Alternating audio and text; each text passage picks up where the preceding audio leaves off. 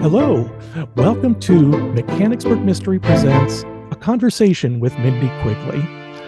Mindy grew up in Chicago and earned a degree in history and linguistics and currently manages animal medical trials at Virginia Tech's veterinary school.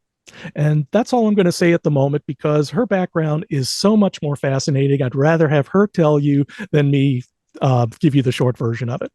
She is the author of 2 books in the Delilah O'Leary cozy mystery series about a restaurant owner in the resort town of Geneva Bay, Wisconsin. The first one is 6 Feet Deep Dish, and the second one is Ashes to Ashes, Crust to Crust. And there's going to be a third one coming out in December. She has also published 3 books in the Lindsay Harding mystery series about a hospital chaplain in North Carolina. She lives in Virginia with her family, and she will be at Cozy Fet, sponsored by Mechanicsburg Mystery Bookshop in Shiremanstown, Pennsylvania, on October 14th. Mindy, welcome to the podcast. Thank you so much for having me, Bill. I'm really excited to be here. I'm very glad that you're here. I have read your 2 books, and I think they're excellently written. They're excellently plotted. I love the characters. There's so much we want to get into, but let's go ahead and get started with your background, because how do you go from, say, a college degree in history and linguistics to writing mysteries? So, great question. I feel like my whole life, writing has been a constant for me always. So, as I'm one of probably the universal story of writers, which is that, from a young age, I always loved to write and would always kind of have that going on. Took a few creative writing classes as part of my college degree, just as like fun kind of elective side classes. But I knew I needed to make money. I don't come from money. So that was something that, I put aside for a long time.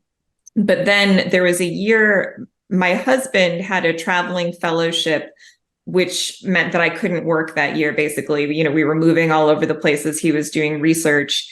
And our daughter was young. I think she was 3 at the time. So wherever we were, I'd have her in a play group or a preschool of some kind during the day for a few hours. And then I just had time. I didn't have to take care of a house. We were living out of like apart hotels kind of, and some of them even had cleaning as part of the service. So for the first time in my life, I really didn't have a lot of responsibilities during the day. And I thought, hey, I could maybe try my hand at this mystery writing thing. I hatched a plan to write about hospital chaplains, because it was I worked in the hospital chaplaincy program at Duke University Medical Center, and their lives were very fascinating to me. They had all these incredible stories, and I'd written a few of them down. And one day I was just on the bus on the way to work before the year of the traveling fellowship, and I thought, gosh, what if you like merged that into sort of a murder mystery, because there's so many great clerical mysteries out there. I thought, it would be fun to write something with a hospital chaplain, especially a female cleric, because you don't see too many of those. So that was kind of where it all got started. I see. So, but you grew up in Chicago. So how did you end up at Duke University? So I went to grad school for my master's degree at UNC in Chapel Hill, and ended up living there on and off for the better part of a decade while my husband was finishing his PhD. So the North Carolina thing burrowed itself into my mind. And I still think it's one of the most beautiful states that I've ever lived in. It's got everything, mountains and ocean and the beautiful hills of the Piedmont. So that was something, that setting had kind of stuck with me. And we moved abroad. We lived in Scotland for 6 years. And it was while living there that I wanted to write about North Carolina. And that's kind of been a theme throughout my writing, that I can never write about the place I currently live. I always need to write about something that I've experienced in the past after I get a little bit of a distance from it. I think that's very important. And as a matter of fact, we do share something, because I graduated from the University of North Carolina with a journalism degree back in '82. So, and I grew up in Charlotte, North Carolina, even you can tell by the accent. So I fully agree with you. North Carolina is a beautiful place. So that's why you set your second book in that series in North Carolina.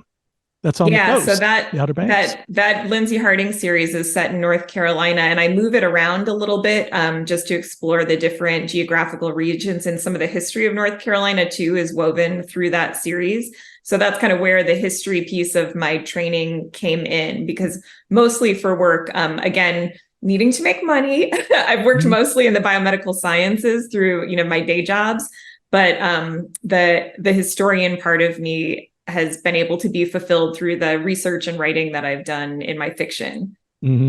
Well, and I understand from another interview that in order to pick up on the biomedical sciences, you had to kind of self-teach you had to teach yourself about this. Does that come easy to you? That seems like an interesting path. Yeah, I mean, I guess I got into it just little by little. That I started very much on the sort of admin side of the biomedical sciences, but I was reading a lot of correspondence and writing a lot of correspondence for the scientists that I was supporting in those project roles, and began to gradually absorb some of it, and then made more of an intentional study of some of it, that I was reading more kind of nonfiction science books and delving a little bit more deeply into what it is that we were actually doing. And over time, realized that a lot of the skills that I developed as a historian were pretty readily translatable to the sciences, that like acquisition and synthesis of information, and being really systematic in how you do things. So I still don't do, like, I'm not a bench scientist. I've never been in there with like pipettes and lab coats and all of that stuff. But definitely in terms of like science writing and understanding how to set up scientific collaborations and projects, those basic project management skills are pretty translatable. Well, in one particular instance, I think when you said you were at the University of Edinburgh, you worked with the man who cloned Dolly the sheep. Is that correct? I did, yes. Sir Ian Wilmut, who very sadly just passed away really recently. I think it was last week that he died. And that was a job that we just gelled really well. He's a very humble person. And I think being American, I don't know, or maybe it's just me, but I think Americans in general don't have that same sort of reverence for like, oh, Sir Ian, like that. He was just this like humble scientist from Northern England, and we got along really well. So I think that the fact that I could right from jump, treat him pretty normally, and we could have those very friendly interactions, I think helped us in our working relationship too, because I think he always was uncomfortable with his fame. It was not something, I mean, when you set out to be an embryologist or a reproductive biologist, it's not like a track that you think, and then I'm going to be famous. I'm going to be up on the stage in front of people, hundreds of people, thousands of people giving a talk, or I'm going to be knighted. It's not on anybody's mind who sets up down that career path. And I think for him, he wore it uncomfortably at times, and having that kind of like American spirit of egalitarianism, I think fit really well with who he was as a person. Getting used to something like fame is very difficult, and I don't think very many people can live through that. I remember I was quoted in a story regarding a movie that was being filmed in South Carolina, and I was on cable television, and my article made the front page of the newspaper. And as soon as I walked in, they were saying, "Oh, what was it like on the set? What was it like working with Mel Gibson and all that?" And all that attention for like the next 4 days was like, I felt like I couldn't walk through doors because my ego had gotten so big. And then something else happened, and nobody paid any more attention to this copy editor and all. But that moment of that rush, I could feel my face get hot. So you have somebody like your scientist who did something that made the name Dolly known worldwide and make a huge advancement in science. I could see that would make him extremely uncomfortable, and something you have to deal with. Yeah, and it's interesting, I've been reflecting on this a little bit since his death and talking to former coworkers. And one of them made the good point that we all benefited, because we all did in different ways. Those of us who worked with him, from opportunities, like I got the opportunity to go to China a few times with him on various work projects, and doors opened in ways that they would not have. Everywhere that we went, we got to do some really cool things. And for work too, I got to do some really cool things alongside him. And then even still, we're still talking about, I'm still basking in the reflected glow of his fame. And I just wrote a card to his wife, a condolence card. And I said in there, this is something that like I saw with him, that we all benefited from this, but he was the only person who had to carry the burden. If he was sick on a given day that he was supposed to do something, he just had to kind of like pull himself together and do the thing, because everyone, he was the one that they wanted. So that, that kind of struck me anew, that fame is a heavy burden. And even as I, part of becoming a writer is like putting yourself out there and doing the social media, doing things like this, trying to get noticed. And be careful what you wish for, because there's a fine line between getting those 15 minutes of like, oh, this is kind of fun, and actually being the one that has to do the thing and the pressures that come with that. Yeah. Well, there's another writer that you kind of worked with indirectly, J.K. Rowling, who, boy, is famous worldwide for a number of ways. But I don't think did you meet her? Because I did get to meet her a few times. So one of the projects that I worked on when we lived in Edinburgh was setting up a research clinic, this neuro regeneration and repair research clinic called the Anne Rowling Clinic, that was named in honor of her mother, who died of multiple sclerosis. And she gave a $10 million endowment to the university to set that up. And I was the first employee of the center. So my job was just like, okay, now set up a center. So I remember that first day I had my little office and we were squatting in some other people's space. And I just had like a blank piece of paper in front of me. It was like, step 1, create center. Where do you begin with that? I just thought I would be. It was pretty wild. I mean, the director, the academic director, luckily he had a super clear vision, and he's, one of the rare academics that does a great job on the administrative management side of things too. Yeah. So, just following his lead, we knew fairly quickly what the proposal had been to her in order to get that money. A pretty detailed proposal had been put together. So we just kind of followed that plan of like, these are the steps, and broke it down. And obviously got a ton of guidance from the university, because this was the biggest endowment they'd ever received. So they were not going to let this fail.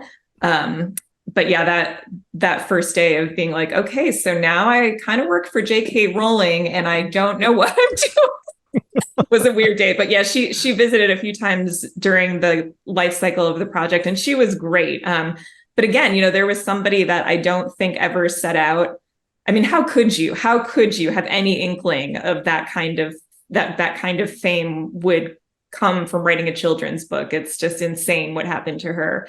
And she was another one who I don't think was particularly comfortable with where that piece of her life went. Yeah, there are celebrities. I remember there was somebody who was talking with Robin Williams, and he didn't know who Robin was. He was talking to this bearded guy in his t-shirt, and they were talking about something. And as he was talking, as soon as he recognized Robin, there was a look in his eyes, and Robin saw that look, and he immediately shut down, because it's like, oh no, here it comes. That you want that normal interaction with somebody, just like you did when nobody knew your name. So there is that as well. So now your husband is British, right? Yes. Yeah. My husband is from Manchester in England. From Manchester. So how did you meet him before you went over? Obviously you met him before you went over to Edinburgh. I mean, how did this happen? We met at UNC. I was getting my master's in British history, and he was getting his PhD in US history. So we crossed paths in the history department, each interested. I know you're an Anglophile too, because I saw your interview with Katrina McPherson and saw that you mentioned that in there. So I guess I'm a literal Anglophile in the very literal sense that my husband is British. But I think that I've always kind of been fascinated by Britain, and meeting him was very interesting though, because he's, working class Northern English is very different than a Jane Austen novel, that's kind of my, or an Agatha Christie, like all of those sort of middle class or even high society Brits that we see on TV. My mom was very shocked when she first met him, and she said, I thought I was going to get BBC and I got Ringo Starr.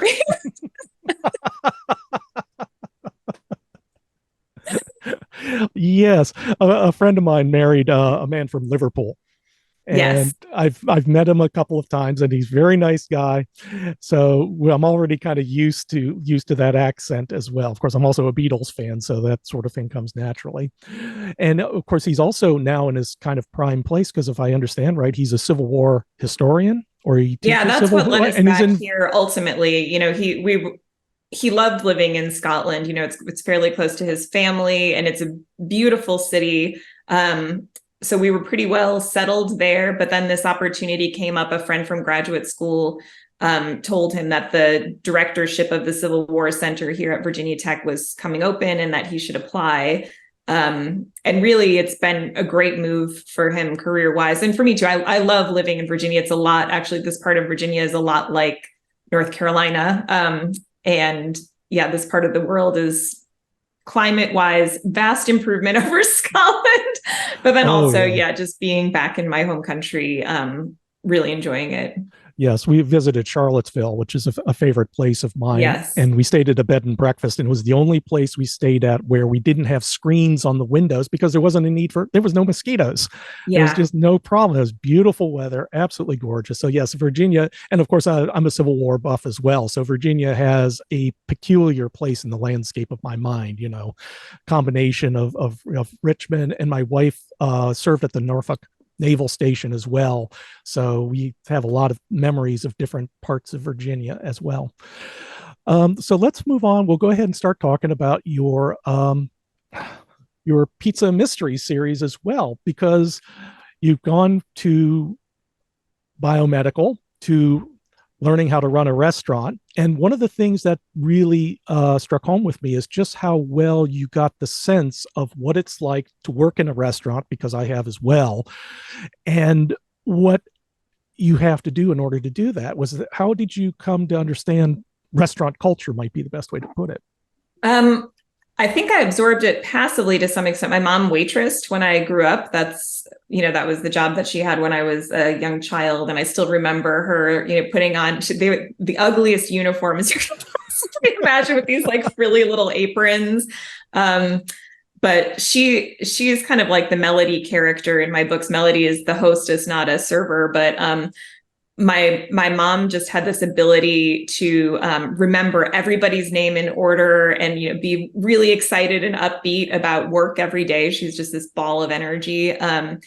So kind of the general scene of the restaurant was something, I remember like going to parties with some of her restaurant friends when we were young, and they were just a really ragtag, interesting collection. It was kind of people of various ages and various levels of commitment to the business. Some people, it was a summer job and that was all it was ever going to be. And other people, this was the career.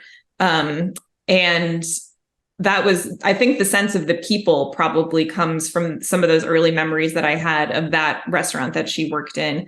But other things I just had to learn, through books and by going. A friend of mine owns a restaurant in the next town over, and she was very kind to let me see like the behind the scenes one day and like watch, as they got set up for service. So some of that was really useful, just seeing those details in action. But I think for me, it really came from thinking about who the people would be and how they would relate and how they would fit, because I kind of love those books where, the found family, which is, the new thing with tropes that people identify. And that was something that I liked about this restaurant, that it could be, kind of a multi-generational place. It could be people who, had a lot of training in the restaurant business versus people who were just kind of showing up and this was a job to do and they need the money. So Yeah, all of those things. It is very nice because having worked in a restaurant, I understand what the smell of walking into the freezer, what a freezer smells like that's full of food. The feeling when you come out, when you're greasy and sweaty, when you're done with your shift and you smell like the food you've been cooking and serving throughout the evening. And you have a very interesting cast of characters as well, because you have Delilah O'Leary, who is your heroine. She's the one, she is the chef and the one who owns the restaurant, and she has a peculiar skill set. And I also like the way she is a three-dimensional character, because in a way she is very focused. She is obsessive compulsive. It's my way or the highway. And that, of course, leads to problems. I mean, the book opens with her and her fiance running into trouble on the day that the restaurant essentially was going to have its soft opening. Um, was she inspired by anything in particular? Me. Boy, was that a leading question? I'll sometimes read reviews, which I know you shouldn't, but I do. Sometimes I'll read a review and it's like, the main character was very unlikable. And I'm like, oh, because, I think she and her sous chef / best friend, Sonia, are kind of like my consciousness, bifurcated into these two characters that balance each other out to some extent. But I for sure have those tendencies, the perfectionism. And like Delilah, I'm much harder on myself typically than I am on other people. In those first couple of scenes in that book, she's pretty much hard on everybody. She's extremely stressed and just, like trying to tick all those boxes to make everything okay in her own mind. And that's something that I've done. I'm very guilty of that kind of thing. And what I wanted was to kind of start the series from there, because I already knew at that point it was going to be a series, and gradually show how her, the things that happen to her over the course of the series help her to see herself in a different light, and maybe help her to change some of those patterns that are no longer serving her well. So it's a little bit of psychotherapy for me, that I've got for sure that part of me that's perfectionist, very hard charging, holds myself to extremely high standards. But then also the more laid back, wisecracky, it's going to be okay part of my, or like that's the part I guess I'm seeking to cultivate, which comes across more in the Sonia character, who's usually able to balance out Delilah's freakouts. Well, and that makes her a more interesting character, because I don't hold with that idea of I don't like a perfect character. I don't like somebody who's either always right or is the master of any situation, because things do get away from her, and she does recognize her compulsions and works to deal with them throughout. And it's not an instant cure. Again, that's what I really like about this series. Yeah, and that's something, I keep coming back to it. I'm working on the 4th book now, and we've seen a little bit of progress in her. But in this book in particular, because it's set at the holidays and some family members are in town that she hasn't seen for a while. So that's kind of when all of your, everything that you've worked on in therapy or through those self-help books, all of that just goes out the window, and you fall back into those old patterns that are sometimes very self-defeating. So I'm trying to explore that a little bit with the book that I'm on, for sure. And those characters are always, to me, also more interesting, the ones that have more dimensionality to them. And honestly, like I saw so many parallels as I was thinking about who my detective was going to be and what makes a good detective. I mean, what is Hercule Poirot if not like an obsessive compulsive? He's like he's a textbook of it.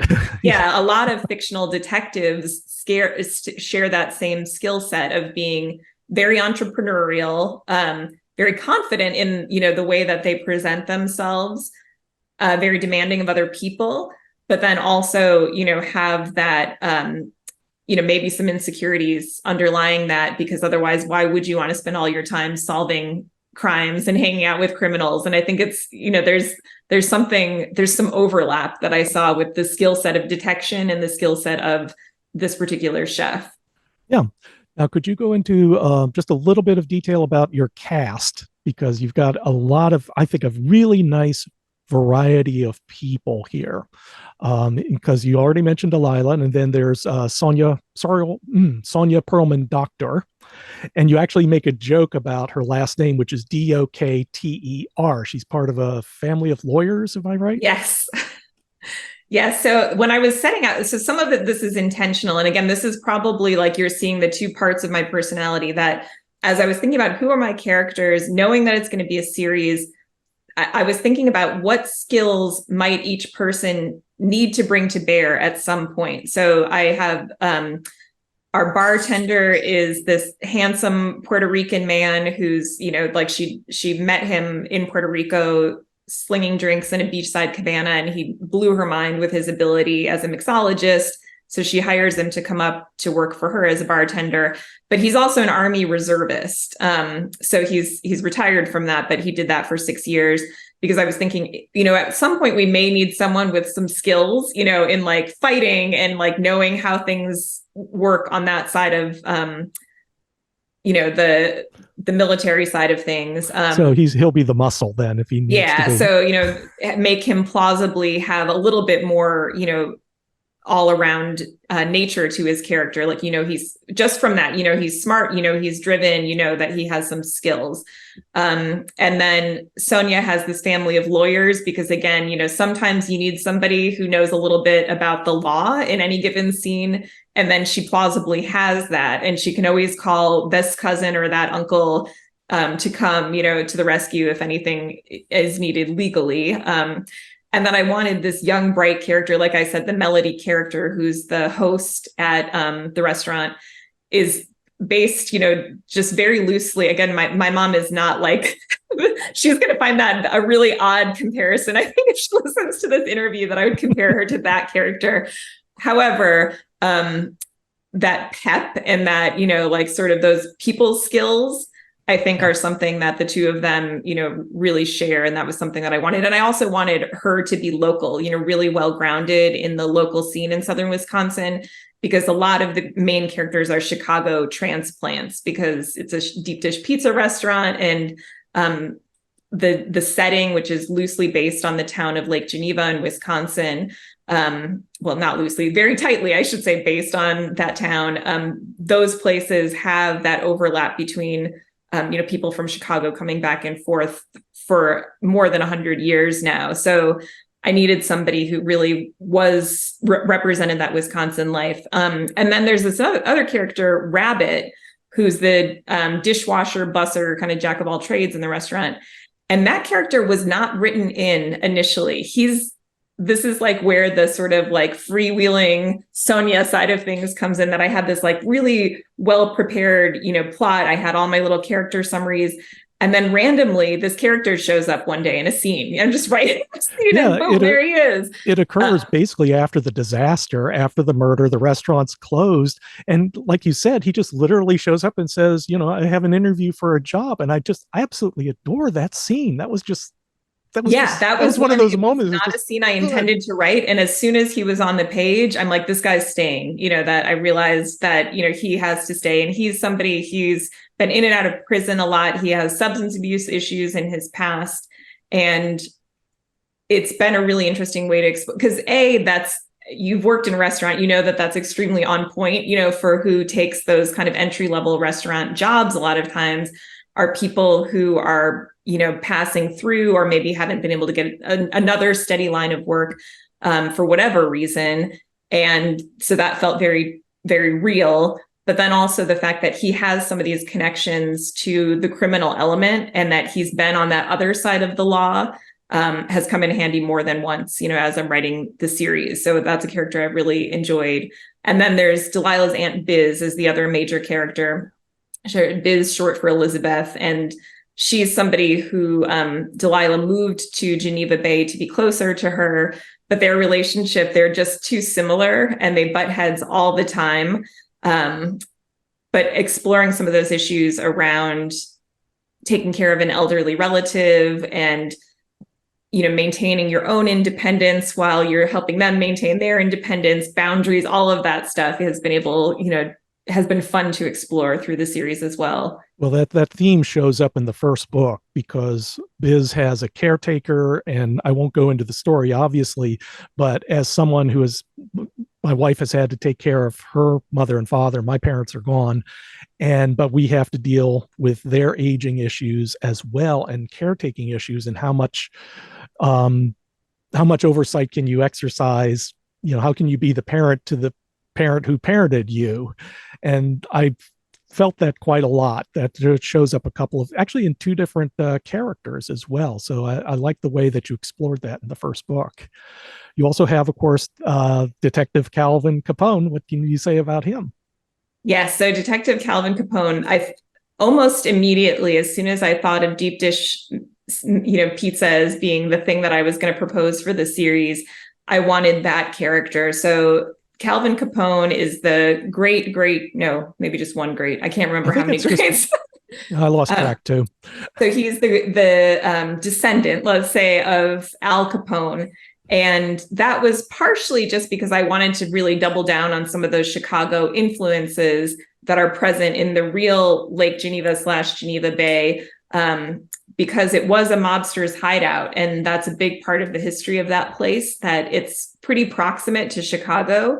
So, if you just need to get over a state line and hang out somewhere, it's a beautiful place to, let the law cool down while you're hanging out there. And then it was also on the run, the liquor run from Canada down to the city of Chicago and the Great Lakes, where, they'd import liquor from Canada where it was still legal during Prohibition, and then drive or sometimes fly. And that could be a waypoint along that route, as they're running liquor from the border down into the lower 48. So I liked that was a real thing that happened in that place. That's fascinating. And Al Capone did spend time in that area, and John Dillinger as well. But kind of bringing that in allowed me to also explore some slightly deeper issues, which I go into a little bit more in the third book, which is coming out in December, about how that would be. And again, this is maybe what we were talking about earlier, that legacy of fame, that he benefits to some extent, that everybody's like, oh, he's the descendant of Al Capone. But then on the other hand, you're carrying this burden, and he's somebody who's kind of a deep thinker, and he's thought about it. And he's like, people treat it like it's this fun guy from the past, like no different from Babe Ruth or anybody else from the 1920s. But he was a murderer. He's a mass murderer. He orchestrated a lot of mayhem, on the one hand. So he's this, Al Capone is a very complicated figure in American history. And I think that having the today's characters wrestle a little bit with that, that on the one hand, it's kind of this fun, kitschy part of history, like, oh, let's do a mob tour. And I've done things like that. Like I've done, like the tours that go through Chicago on the bus to see all the places where the St. Valentine's Day massacre happened and that kind of thing. But, that kind of balancing that voyeurism with a recognition that there's like real tragedy that goes along with that. Yeah, there is. And of all people, Mark Twain noticed that a long time ago. He wrote this essay called Lionizing Murderers.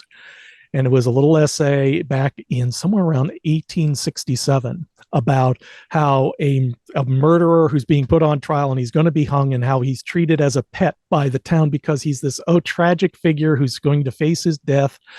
And even back then, that correlation between being famous, it's like watching the Pirates of the Caribbean movie where you see Johnny Depp and say, oh, pirates, oh, how romantic. And you think, no, they killed people and looted ships and burned cities. This is not something you're supposed to romanticize, and yet we can't help ourselves. Absolutely. And in the cozy mystery genre, those of us who write about it and think about it, it's very much like, well, there's a dead body, but we're not going to let it ruin our day. Have a cupcake,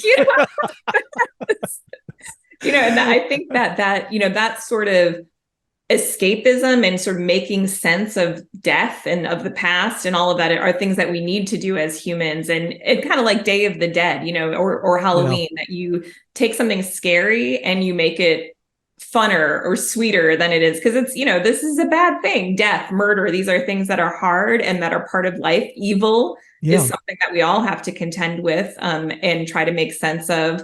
And I think that, this putting things into stories is how, for me, that's how I make sense of things. And I think that that's true for a lot of other people, that film and books are a way to think through some of those issues in ways that help us make sense of them. Because if you just kind of like looked at the world and all its craziness, and all of the terrible things that can and do happen, I think it's just too overwhelming for our little human brains.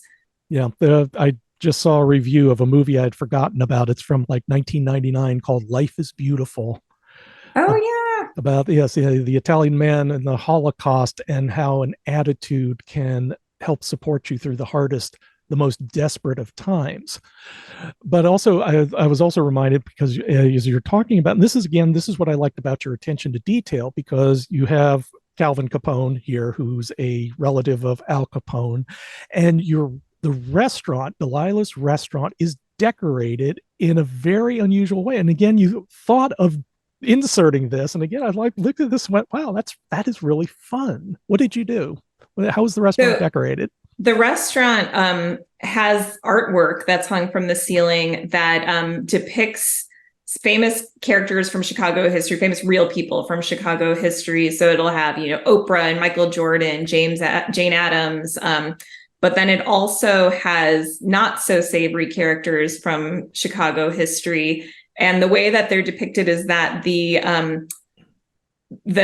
ones that we want to look up to are depicted as adults, beautiful, sort of literally upstanding citizens. And the ones like Al Capone are depicted as babies.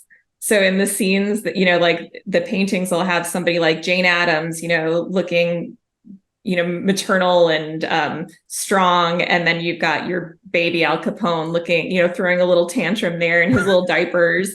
And I really don't know where that idea came from, but it's something that I knew I wanted it to be a Chicago themed place. And I knew I wanted it to be sort of like a fun modern twist on some other cozy settings that I had seen, that I thought, like, I want this to be something that feels fresh to readers, that it's like nothing that they've seen before. And that idea of doing that kind of modern artwork that still calls to the past and shows us Chicago, but in this kind of fun way, would be the right thing to do. Yeah, and that was very amusing when Delilah meets Calvin Capone for the first time, and he's going into the restaurant, and she's thinking, oh my God, what is he going to say when he sees that? So you set up a very, very nice humorous counterpoint there. Your attention to details also, I liked very much about the other characters. Like in the second book, Ashes to Ashes, Crust to Crust, you have a character, Harold Hare, who is a resident of Geneva Bay, longtime resident, and in his mannerisms, his optimism, his boosterism, it just reminded me of Ned Flanders. Yeah, that's a great, that's a perfect allegory. Yeah, perfect. Yeah, so you have not just your regular cast of characters, but even your secondary characters, the ones who just come in for the book and they come back later or they may not. They just pop off the page in a way I don't really see otherwise. It's just, like I said, very close to life, very much their own personality. And I guess with the cast between like Daniel the Puerto Rican and Delilah and Sonia and Sam Van Meter, who was the ex-fiance who was financing the restaurant until they parted ways, it all makes for a really full book, a full and very enjoyable book. One thing in particular, how is your writing style, the origins of your writing style? Was there anything in particular that you learned to pick up on or that you come to? Because like I say, you have a very original turn of phrase for most of this. There's nothing here that says you pounded this out in an hour, a chapter. There's a lot of work. Was there a lot of revision involved in this? Was there some kind of tricks in your head that said, I'm going to write like this? This is crazy, but so in probably sophomore or junior year of high school, my English teacher, Candace Justice, who I'm still friends with on Facebook, we used this computer program, and this was fair, this is like the 90s. So we're talking like very basic sort of Atari level computer program. But one of the things we had to do was write these essays, and you could not use a to be verb. It would mark you down if you used any kind of to be verbs. And ever since then, I always am looking for the more interesting word. What is a more interesting word than was or is? But that extends like throughout language, like if there's a way to describe something that's going to be just a little bit more interesting than my first instinct, that I'm always looking for that. And then too, with the character voices, sometimes I'll do a pass through and I'll be like, you know what? Melody's only 21 years old. That's just not something she would say. Or Biz is in her 80s. So we know that she's more likely to say, like, I think I have her use like, oh, he's a flim flam man. And I'm like, that's something I could see like my grandma saying. That's not something that my daughter would say. So I just try to like pick up on language and be a sponge for things like that, so that my characters' voices really come through in interesting ways. But it really all goes, in terms of my writing style, I think it really all goes back to wanting to get A's on those papers and doing my damnedest, just to pick always the more interesting word. Yeah, I had found for a while I would pick up a page of another author's work and just type it in. And I found there were certain points where I really wanted to type another word, but I couldn't because the author is using this word or this phrase. And I could tell there are differences in how people write. So it's almost like music. You can kind of tell when somebody is in a phrase is in tune or not. So I find that very interesting that you picked up on that as well. Now I understand you also that your publisher is very happy with the series. Did they pick it up for more books? They did. I'm so excited. So I'm going to be doing at least 3 more. And I'm sure you know this, and maybe your listeners do as well. But usually with cozies, what they're looking for, they'll usually buy 3 to start with. That's pretty common. Is your first deal will be 3 books in a series. And then if they're happy, then they'll do 1 or 2 or 3 more, and just kind of give it a little bit of runway to see if this thing's going to take off or not. Because with cozies, a lot of the readers are looking for that series, and they're not, if it's just a one-off standalone, they're going to have a hard time buying it and getting invested in those characters. So the publishers, recognizing that, will usually try to give you at least 3, and then if you're lucky, 4, 5, 6, and more. So I was really fortunate that I got another 3 books so that I can kind of at least plan for a longer arc for most characters. And I've got book 4 is fully underway. I've got about 50,000 words of that written. So hopefully by the time I see you in October, they'll be almost done. Mm-hmm. And then book 5, I've got a pretty clear outline for in my head too. And then depending on, where we are a year and a half from now, I hope to know whether, do I need to have everybody get married and happily ever after them, or can we plan for 3 more maybe after that? So I think that's something, as a writer, that you're always, it's like being a project manager, that you're, always kind of hopping from thing to thing and thinking as one project ends, you're sort of looking for well, what's my next paycheck going to be? And with writing, having that certainty of knowing that for the next 3 years, I'm doing these is really, really great. Just so freeing and such a relief. Yeah. Well, that also gives you a chance to put stuff in the books that'll pay off later as well. So, you can have a little bit more planning to put into it. The one final thing I want to mention, and another reason why people should really pick up this book, because you have recipes in the back, which is a very common thing. But what I really appreciate, these are very readable recipes because you have them done in the characters' voices. So you have Delilah and Son Chicago style deep dish, which I'm looking forward to. I am a pizza freak, absolutely adore pizza. So it's one of the things I definitely will try. But in Delilah's voice, and again, this is how character shows up, because she mentions, you think Joe Public can just whip up my pizza on a Friday night using ingredients from the Piggly Wiggly and whatever Bush League garbage oven he has at home? And it's just this is so much in character. And well, it's kind of adorable. And it's also true in a way because restaurants do have facilities that we don't. I don't have a pizza oven at home.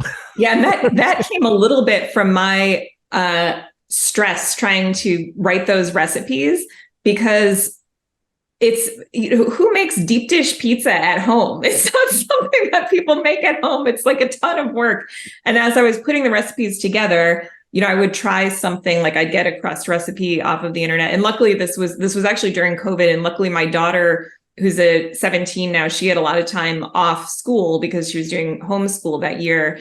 So she would sometimes just like whip up a sauce or try a crust in an afternoon, which would save me a ton of time, because then I could build on, the foundations of ones like there were some that we just rejected and thought this is a no-hoper, and other ones we thought, oh, well, maybe with a few tweaks, this could work. But there are many times that I would spend half a day, cooking, and then it was not good, just like it was just not good. And I think that's something that, that snarky little passage that you read, that's very reflective of that kind of frustration. Like, oh, really? You think you can make deep dish pizza at home, Mindy? You think it's just easy to like come up with a recipe for deep dish pizza? So that was kind of talking to myself a little bit.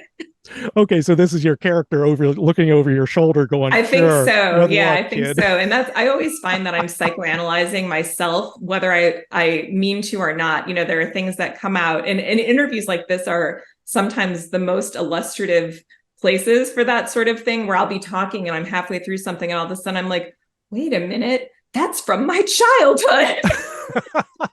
Have a full, psychological breakthrough just during like you're like, oh gosh, I didn't really expect that. Well, the good writers have to be observant of human behavior, and we only have our memories to work with.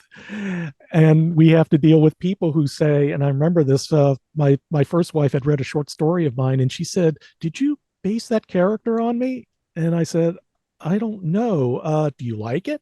Oh yeah, she's a great character. I said, oh yeah, absolutely. I didn't tell her I wrote it like years before I met her. But my mom wants me to have a disclaimer in all my books that say that none of the mothers are based on her, because I often write really evil mothers.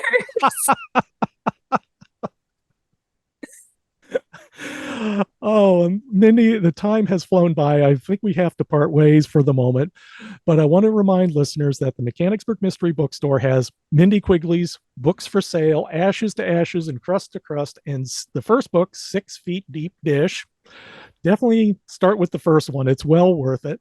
And also to be sure to see Mindy, as well as a host of other authors, at Shiremanstown, Pennsylvania on October 14th at Cozy Fet, a one-day event. And for more information about the Cozy Fet, visit the store at www.mysterybooksonline.com. Mindy, I'm going to call you Misty Simon is in my head right now. She's a local writer I've talked to before. But Mindy, thank you very much for talking with us today. And where can readers find you online? So my website is mindyquigley.com. And then I'm also pretty active on social media, so Facebook and especially Instagram. And I love interacting with readers on any of those platforms. All right. And this is Bill Peschel for Mechanicsburg Mystery Presents. And may your favorite book be the one you're reading right now. Bye-bye. Thank you so much, Bill. The Mechanicsburg Mystery Presents podcast is sponsored by the Mechanicsburg Mystery Bookshop in Mechanicsburg, Pennsylvania. The store is open with limited hours, plus we accept appointments and offer a drive-by service. The store will also ship books to your home, including those from the Peschel Press Mystery line, including our annotated editions of novels by Agatha Christie and Dorothy L. Sayers. To learn more, visit the store at www.mysterybooksonline.com. And thank you for listening.